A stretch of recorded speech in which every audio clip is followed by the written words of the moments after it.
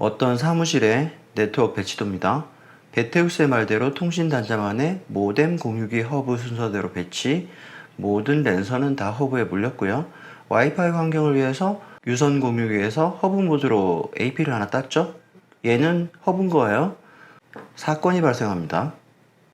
금요일까지는 아무 문제 없었어요. 일요일날 어떤 직원이 혼자 출근을 합니다. 월요일날 출근해서 모두들 컴퓨터를 켜고 일을 하려고 하는데 사내 네트워크가 마비, 인터넷도 안 되고요. 직원 A가 지하에서 근무하는데 월요일은 휴가를 낸 상태. 직원 A가 뭔가를 했다는 추측이 가능하네요.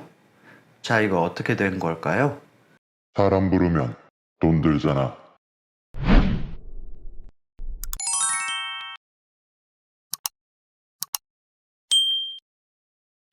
안녕하세요, 베테우스입니다. 오늘의 주제는 결국 이겁니다. 공유기를 2개 이상 배치해야 할 경우가 있을 때 IP 충돌 문제를 해결해야 한다. 이런 이야기를 해볼 겁니다. 다시 그 사무실로 돌아가 볼게요. 원래 이런 상태였고 아무 문제 없이 잘 되어 있었는데 이 직원이 지하에서 근무를 했단 말이죠. 와이파이가 안 터지는 거예요. 여기다가 이런 짓을 한 겁니다. 공유기를 하나 더 달았죠. 와이파이를 쓰려고. 근데 마침 이 직원이 출근했을 때가 일요일이어서 다른 게 다 꺼져 있었어요. 테스트를 해봤겠지? 근데 월요일날 출근을 했더니 어때요? 다 켰잖아. 전부 켰다고.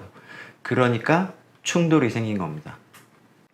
지난 시간에 제 영상을 보신 분들은 기억나실 거예요. 모뎀이 공인 IP를 준다. 얘는 이 공인 IP를 받아서 그런 사설 IP를 뿌려주는데, 자, 이 내부 IP는 결국 공유기 자체의 주소라고 그랬어요.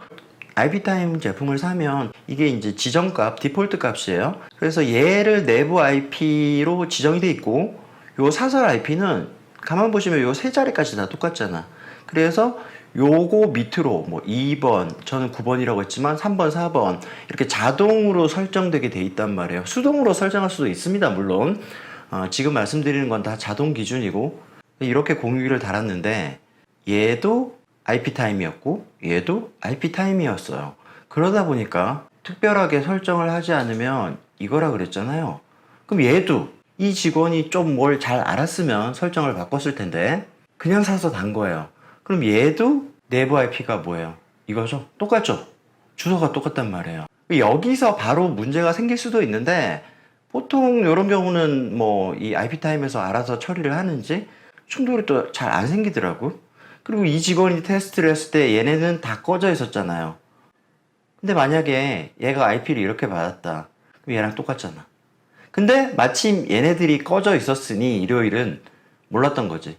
근데 월요일은 어떻게 돼요? 이거 다 켰잖아. 두 개가 같으니까 충돌이 나는 거죠. 이 공유기를 한번 봅시다. 이 공유기의 외부 IP는 뭔가요? 얘잖아, 얘. 얘는 206기 입장에서는 외부 IP지만 206기 입장에선 사설 IP인 거야.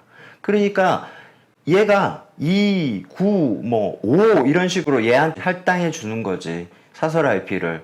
192.168.0.5라고 했다고 생각합시다. 그걸 얘가 받아서 다시 또 사설 IP를 뿌려주는 거예요. 근데 이게 같잖아, 숫자가 세 자리까지. 충돌의 소지가 너무 많다는 거죠.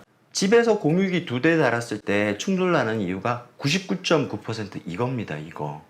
물론 이제 루프를 만든다든지 뭐 나중에 설명하겠지만 그런 경우도 있지만 대부분 이거예요. 결국 IP가 겹치기 때문에 충돌이 난다. 자, 그러면 어떻게 하면 이런 걸 피하고 공유기를 2대를 배치할까? 우선 첫 번째 원칙을 기억해 놓고 가세요. 공유기의 아랫단은 언제나 동일 네트워크이다. 공유기를 한번 살펴보면 이제 뭔지 아시겠죠? 사설 IP는 보통 이렇게 할당합니다. 이게 관습이에요. 물론 이거 숫자 바꾸셔도 됩니다. 설정 다 하게 돼 있지만 보통 관습적으로 이게 직관적이잖아요. 얘의 주소가 이거고 얘가 뿌려주는 사설 주소들은 요 체계를 그대로 따라간다. 이걸 우리가 배라고 생각해 봅시다. 그러니까 얘가 어떤 함대가 있으면 기함인 거지. 그럼 기함은 당연히 첫 번째 주소를 받는 거고, 기함이 보통 항공모함이죠. 미국 같은 경우 항공모함 밑에 뭐 구축함도 있을 거고 또 뭐 여러 가지 배들, 잠수함도 있겠는데 그런 애들을 다 이런 IP들을 주는 거예요. 직관적이잖아요. 다르게 배치할 수도 있지만 어떤 통일성을 위해서 이렇게 하는 게 관습이에요. 그러면 얘는 이제 이런 구조란 말이지. 이렇게 세 대를 달았다 그러면 기함의 배 번호는 1번이다. 그 밑에 이 함대에 속해 있는 배 번호들이 이렇게 차례대로 배열이 된다. 이해하시겠죠? 이 함대로 설명하니까 설명이 되게 쉬운 것 같아. 동일 네트워크라는 말도 이해되시죠? 같은 함대에 속해 있는 애들이다. 우리 컴퓨터에서, 윈도우 쓰는 컴퓨터에서 내 컴퓨터를 열은 다음 왼쪽에 네트워크 딱 눌러보시면 그때 컴퓨터들이 내 컴퓨터 말고 우리 사무실에 컴퓨터가 여러 대가 있다. 다 보이죠? 그게 바로 얘네들입니다. 같은 공유기단에 같은 레벨로 묶여 있는 애들이에요. 이렇게 같은 레벨이다. 이렇게 같은 레벨로 묶어 놓으면 서로 참조하기가 쉽죠. 내가 이 컴퓨터에서 무슨 일을 하는데 이 직원은 여기서 해. 근데 그 파일을 내가 보고 싶어. 물론 뭐 서버를 따로 둬서 글로 옮겨도 되지만 그냥 여기서 바로 보면 되잖아요. 이런 식으로 서로 참조하기가 되게 쉽단 말이에요. 같은 네트워크를 꾸며 놓으면. 또는 여기다가 이런 거 프린터 하나 달아 놓으면 이제 네트워크 프린터를 이렇게 달겠죠. 그럼 이제 이렇게 연결을 해 놓으면 얘네들은 출력할 때 되게 쉽겠죠. 그냥 지정만 해 놓으면 되니까. 이런 게 이제 동일 네트워크의 장점이고, 그래서 동일 네트워크를 보통 구성을 하는 거예요. 얘도 이제 이 함대에 소속이 되는 거지. 그럼 얘도 IP가 192.168 이런 식이 되겠죠. 물론 이제 이렇게 하지 않고 얘를 여기다 물려서 출력할 수도 있어요. 근데 이제 이렇게 놓으면 이 컴퓨터가 꺼지면 출력이 안 되죠. 그래서 사무실 같은 경우는 보통 요즘은 프린터를 공유기에 직접 물려요. 뭐 무선으로 연결해도 되지만 이런 게 이제 동일 네트워크의 개념. 두 번째, 공유기에 아래따는 독립 네트워크이다. 이 되게 중요한 개념인데 이번에는 우리가 이거를 군단이라 생각합시다. 그럼 얘네들을 뭐라고 생각하냐면 군단 직속 부대인 거지. 그 얘는 뭐야? 사단. 와, 이해가 확 오죠? 얘는 기본이 0이라 그랬잖아.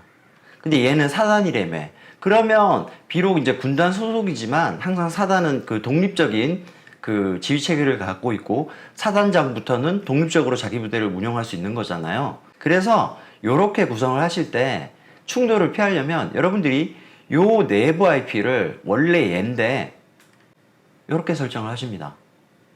1로 바꾸는 거예요. 그러면 자연스럽게 요 사단의 예하 부대들은 2번부터 254번까지 이렇게 설정을 하게 바꿀 수가 있겠죠.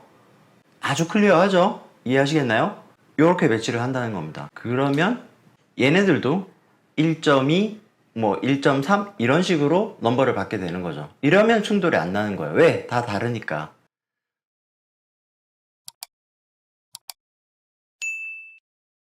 물론 이렇게 세 번째 자리 숫자를 바꾸지 않고 요거 그대로 0으로 두고 하셔도 됩니다. 충돌만 나지 않으면 되는 거예요. 예를 들어 이 군단은 0.1로 가고 군단 직속 부대들은 0.2부터 0.100까지를 쓰겠다.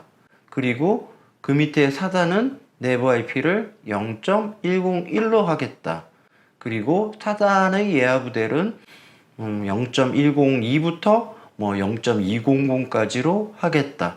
이런 식으로 자기가 충돌 나지 않게 세팅만 하면 됩니다.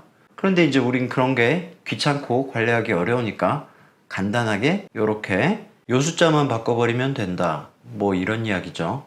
자, 그러면 무조건 공유기 하나로 해야 되겠네. 아니요, 이런 경우가 있습니다. 우리가 군단을 다 직속 부대로 하지 않고 사단을 따로 두는 이유가 다 있는 거잖아요. 이걸 사무실이라고 생각을 하면 이 첫 번째 공유기, 메인 공유기 아래 또 하나의 공유기에 물려있는 얘네들은 어떤 특수 부서인 거죠. 스페셜한 일들을 하는. 그래서 이 팀원들끼리는 공유해야 돼. 서로 같은 네트워크에 있어야 돼. 하지만 그 내용을 이렇게 일반 팀원들하고는 공유하면 안 되는 뭐 그런 경우가 있을 수 있다는 거죠.